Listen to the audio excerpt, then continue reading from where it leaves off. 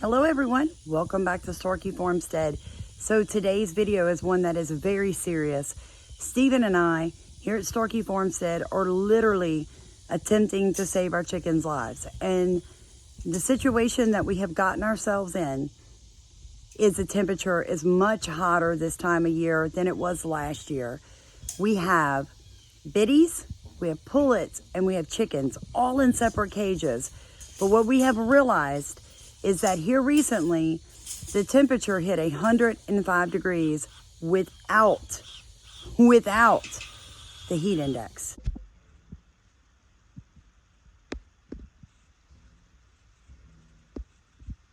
Okay, right now at 11 o'clock in the morning, it's 92 degrees. And what we're having to do is extend our main chicken coop right now today. We have no more time to waste. This is literally going to end up in dead chickens if we cannot rotate these chickens around the property and get them all in proper housing for the coming high temperatures here in Southeast Louisiana. So I see a lot of people are concerned about their chickens. Guys, if you can get them into a shaded area where it's shaded at least 60% of the day, and you can keep their water changed several times a day, they'll be okay. But our problem is that our biddies are out where the sun can hit them for 10 hours a day, and it's becoming too hot.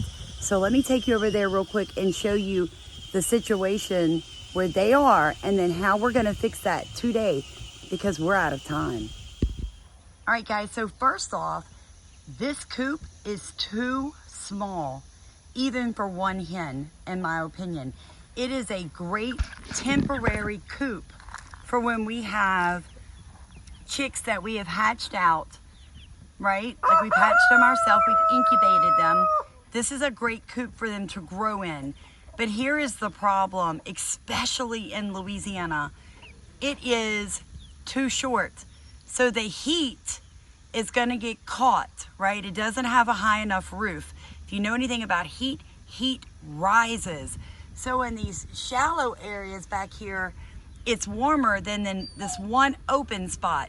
Second problem with this type of coop, we've had to come back and put metal because the roof's a leak. And in Louisiana, that, friends, is gonna cause a serious mold and mildew problem. All right, and it makes your coop no longer predator safe because you can just dig right through that. So like I said, my husband has come through and put metal on ours. But guys, this coop is not a good coop. I think it's called like the Centurion or the Century grout coop. It's just not worth your money. They're like $400, and it is a temporary coop at best. Second thing I want to show you guys, it is now almost 11 o'clock in the morning, and the sun is beating down on this coop, all right? It no longer has any shade. The chickens are beginning to get hot, and the way you can tell if your chicken is hot is they mouth breathe a whole lot, all right? So another thing is I can't keep enough water. I'm having to refill their waters twice a day. I'm having to bring them whole pumpkins to eat to get enough extra fluid in them. So my concern for these guys is if we don't get them out of this coop today, they could potentially die. Now, some of you have already seen this amazing do-it-yourself round pen that my husband built for us about a year ago. It's a great pen. I have no issues with it at all. It's underneath this tree, so like 3/4 of it stays shaded all day long. There's an area where they can get directly in the sun if they so choose. Part of it's covered with the metal roof, so when it's raining, they can get out of the weather. But then this tree coverage above us does a great job reducing the amount of rain that gets in this coop anyway. The problem is these ladies are ready to go into the big coop, but our big coop isn't big enough for them. Now the next issue that we're dealing with is this round coop is where my biddies that I just showed you, they need to come here.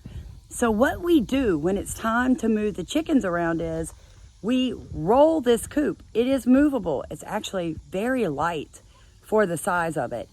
So we roll it to a new patch of grass underneath the tree. You can see over here, that was where the last group happened to be.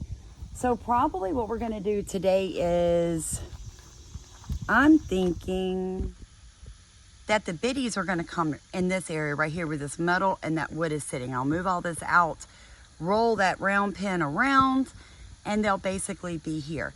But like I said, it's 11 o'clock in the day, and look how nice and shaded this area is. Now there's not quite as much grass as I normally like when I roll my biddies into a new area, but it'll work for now. Real quick, let's talk about what chickens actually need. They need shade, okay? So there's something called deep shade, and that's actually what I'm standing in right now. Deep shade comes from established tree cover, okay? It's much, much cooler where I'm standing right now than if I walked out in that sunlight, okay?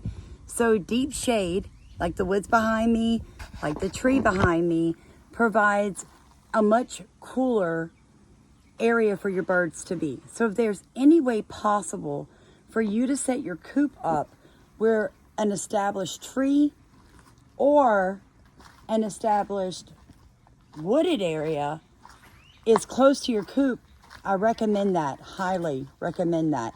And the reason is the air that comes from underneath this deep shade is like 10 or 15 degrees cooler than being in direct sun. Now when I turn, my coop is right here. So what happens during the daytime when it's 100 degrees, this area right here may only be 85 degrees, and that's a significant difference for your chickens, guys. Another thing that you can do when you're setting up, because this is my chicken run right here, all behind me, and that's my coop. Well, we're extending the coop area where it's going to be the run and coop open together all the time. But as you can tell, it stays, a part of this area stays shaded 24/7.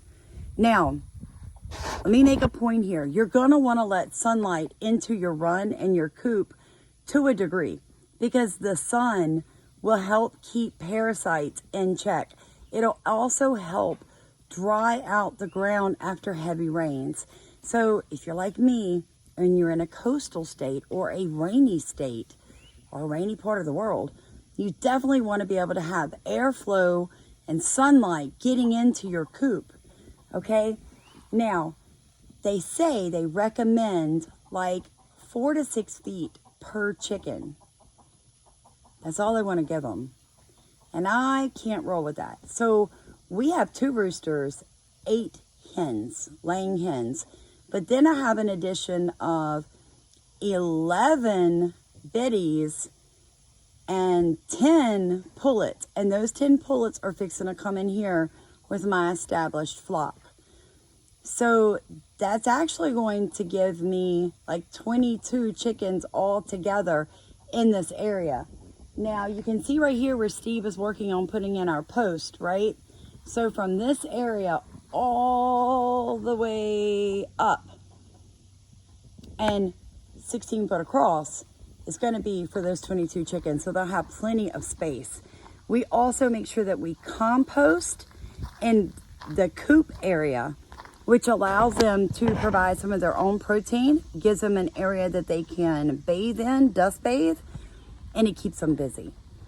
We also planted a garden in their run. So for the next couple of weeks, they're gonna have the availability of lots of fresh greens, and I don't have to keep picking from the garden and toting it over to them. All right, so this is what Steve is working on today. You can see where he weed eated. Samson's gonna walk the path for us.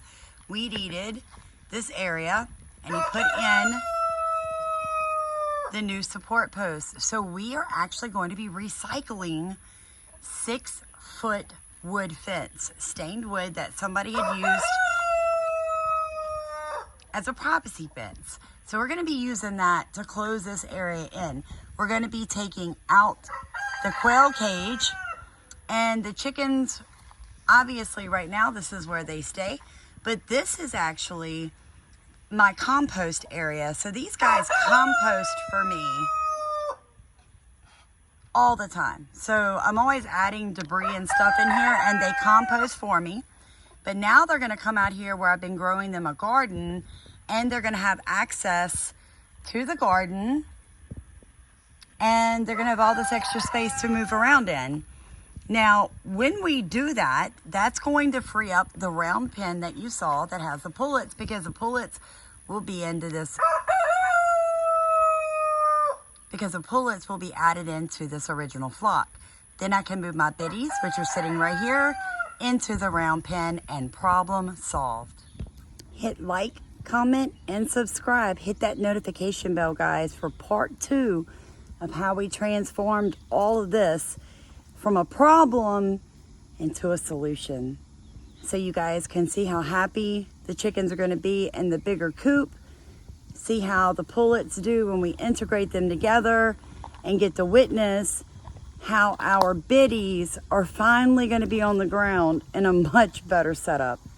So we thank you guys for watching, rowing in our boat, letting us row in yours. Like I said, please hit the notification bell so you'll know when part 2 comes out, so you can see how we fix all of this. Thank you guys for watching Starkeep Ormstead. Sweating. It's hot today, isn't it? Very hot. Well, we appreciate you doing everything in your power to save the chickens. Bark, bark, bark. Bark, bark, bark. Cluck, cluck, cluck. Okay, because you was like, bark, bark, bark. I'm like, what's that? You that tired, baby? You mixing up the dog and the chicken sounds? I'm tired. I know you are, baby. I know you are. Well, let's get over there and grab that wood and show everybody how you are going to upcycle this wood that we would have thrown away. These guys were going to throw this fencing away, and my husband gathered it up, brought it home, and now we're going to repurpose it. Let's do it.